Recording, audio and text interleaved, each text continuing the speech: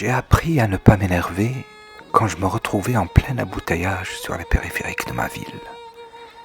J'ai appris à ne pas paniquer quand je parcourais les rues d'Alger vides. J'ai appris à marchander avec la patience quand l'incompréhension devient une monnaie courante. J'ai appris à renforcer mon espoir, à consolider mes ambitions dans mon pays lisiblement paisible.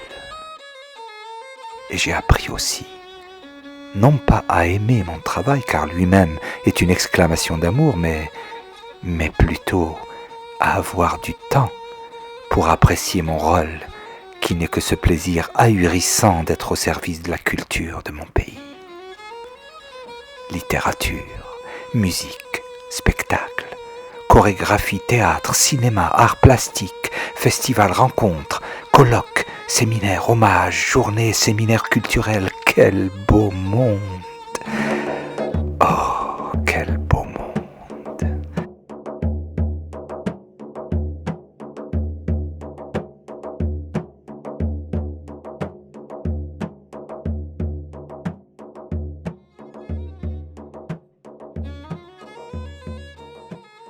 Nous prenons à cœur l'épanouissement de tous les arts qui font partie de notre identité. Je dis bien identité, alors ne touchez pas à mon pays pour souiller les volontés qui magnifient mon Algérie.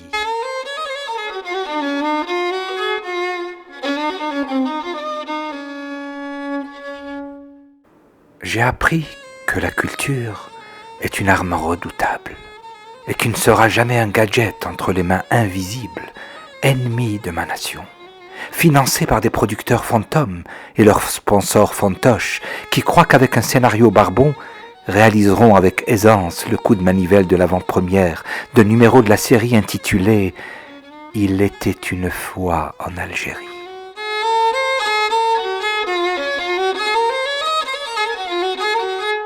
J'ai appris que nous ne sommes pas un public crédule et un peuple stupide pour accorder à cet épisode un triomphe acclamé sur toutes les chaînes, notamment quelques-unes qui représentent l'ennemi intime.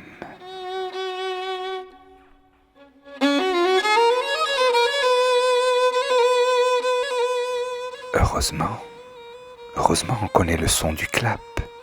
On a appris à faire la différence entre la réalité et le chimérique de Apocalypse Now, et on a toujours applaudi l'annonce du coupé roulé. Par ailleurs, j'ai appris à comprendre le sens de chaque mot de nos dialogues, et avec certitude et exactitude.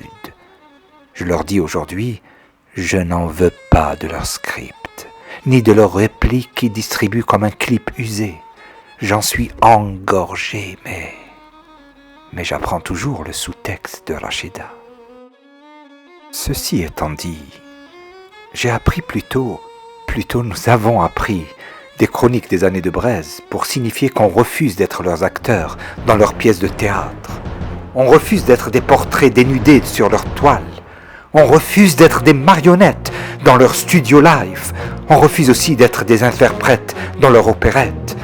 Nous ne serons jamais des auteurs ou poètes de leur Iliade, qu'ils sachent. Nous refusons catégoriquement d'être des compositeurs de leur 7e symphonie, qu'ils ont intitulée Printemps arabe.